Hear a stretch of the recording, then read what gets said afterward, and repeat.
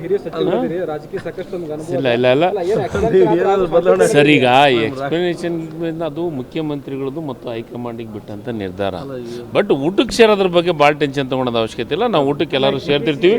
ಈಗ ನಾನು ನಾಳೆ 8ನೇ ತಾರೀಕಿಗೆ ನಾವು ಸೇರ್ತೀವಿ, ಎಲ್ಲ SC ST ಮಿನಿಸ್ಟರ್ಸು ಸಮಾವೇಶ ಮಾಡ್ಬೇಕಂತ ಬಗ್ಗೆ ಸೇರ್ತೀವಿ. ಅದಕ್ಕೆ ಸೇರ್ತೀವಿ ಅಂದ್ಮೇಲೆ ನೀವು ಒಮ್ಮದ ಮಕ್ಕಳೇ ಇದು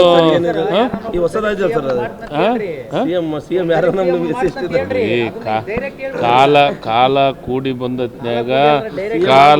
ಬಂದತ್ನ್ಯಾಗ ಯಾರ್ಯಾರು ಮುಖ್ಯಮಂತ್ರಿಗಳಾಗಬೇಕಾಗ್ಯದ ಹಾಗೆ ಹಾಕಾರ.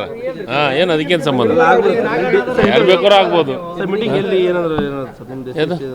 ಇಲ್ಲ, ನಾವು ವೆಲ್ಫೇರ್ ಕಾರ್ಯಕ್ರಮ ಮಾಡೋ ಸಲಾಗ ರೆಡಿಷನ್ಸ್ ಮೀಟಿಂಗ್ ಕರೆದೀವಿ.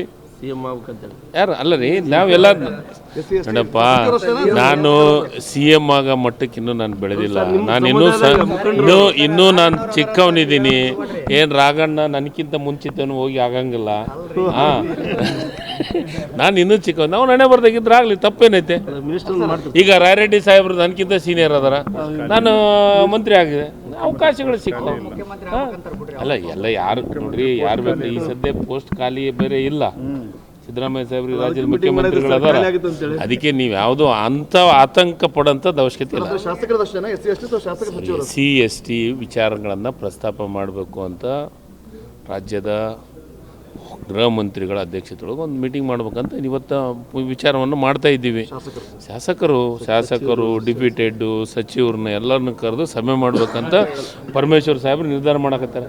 ಇದನ್ನೆಲ್ಲ ಮಾಡಕತ್ತೀವಿ ಅಂದ್ಗಾನೆ ಸಮಾಜದ ನಾವು ಮಾಡ್ತಾ ಇರೋದು ಪಕ್ಷದ ಸಂಘಟನೆ, ನಾವೆಲ್ಲರೂ ಕುಂತು ಚರ್ಚೆ ಮಾಡೋದು. ಅದು ಅಂದ್ಗಾನೆ ಮುಖ್ಯಮಂತ್ರಿಗಳು ಸಲಹೆ ಮಾಡಕತ್ತಾರ, ರಾಜ್ಯದ ಅಧ್ಯಕ್ಷ ಸಲಹೆ ಮಾಡಕತ್ತಾರ ಅಂತ ಮಾಧ್ಯಮದೊಳಗೆ ಬರೋದಕ್ಕಿಂತ ನಾನು ಅದನ್ನೇ ಹೇಳ್ತಾ ಇದ್ದೀನಿ.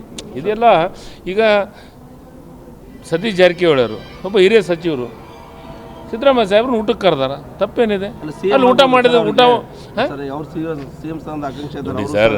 ಸರ್ ಈಗ ಯಾರ್ಯಾರ ಆಕಾಂಕ್ಷಿಗಳು ಅನ್ನೋದಕ್ಕೆ ನಮಗಿಂತ ಚೆನ್ನಾಗಿ ನಿಮಗೆ ಗೊತ್ತಿದೆ. ಮಾಧ್ಯಮದವರು ದಿನ ಹೇಳಕತ್ತೀರ ಅವ್ರ ಆಕಾಂಕ್ಷಿಗಳು ಇವ್ರ ಆಕಾಂಕ್ಷಿಗಳು. ಎಲ್ಲರ ಅಷ್ಟ ಮಂದಿ 100 ಮಂದಿ ಆಕಾಂಕ್ಷಿಗಳು ಮಾಡೋದೇ ಅವ್ರನ್ನ ಒಬ್ಬರನ್ನ. ಅದು ಮುಖ್ಯಮಂತ್ರಿಗಳು ಈ ಸದ್ಯ ಸೀಟ್ ಫುಲ್ ಐತಿ. ಅದ್ರ ಬಗ್ಗೆ ಯಾಕಾದ್ರೆ ಅದು ಹೈಕಮಾಂಡ್ ನಿರ್ಧಾರ ಮಾಡೋದು ಸರ್. ಈಗ ಅದ್ರ ಬಗ್ಗೆ ಈಗಾಗಲೇ ಇವರು ಇಲಾಖೆಯ ಮಂತ್ರಿಗಳು ದಿನೇಶ್ ಗುಂಡೂರಾವ್ ಅವರು ಸಭೆ ಮಾಡಿದ್ದಾರೆ. ಸಭೆ ಮಾಡಿ ಅಂಥ ಇದನ್ನೇನು ಭಯ ಪಡುವಂಥ ರೋಗ ಏನಲ್ಲ. ಈಗಾಗಲೇ ಇದ್ದಂಥ ವೈರಸ್, ಅದು ಮೊದಲು ಹಳೆ ವೈರಸ್ ಅಂತ. ಅದ್ರ ಬಗ್ಗೆ ನಾನು ಮಾಧ್ಯಮದೊಳಗೆ ನೋಡಿದ, ಹಳೆ ವೈರಸ್ ಅಂತ ಅದನ್ನೇ ಹೇಳಿದ್ರು ಅವರು. ಅಷ್ಟು ಭಯಪಟ್ಟು ಮತ್ತೊಂದು ಕರೋನಾ ಬರ್ತೈತೆ, ಮತ್ತೊಂದು ಕರೋನಾ ರೀತಿಯೊಳಗೆ ಏನು ಲಾಕ್ಡೌನ್ ಆಗುತ್ತೆ ಅನ್ನೋ ಪರಿಸ್ಥಿತಿ ಇಲ್ಲ. ಜನರು ಭಯ ಪಡುವಂಥ ಅವಶ್ಯಕತೆ ಇಲ್ಲ, ಆತಂಕ ಪಡುವಂಥ ಅವಶ್ಯಕತೆ ಇಲ್ಲ. ಸರ್ಕಾರ ಇದೆ, ಸಮರ್ಥವಾಗಿ ನಿಭಾಯಿಸುವಂಥ ಕೆಲಸವನ್ನು ಮಾಡ್ತೀವಿ.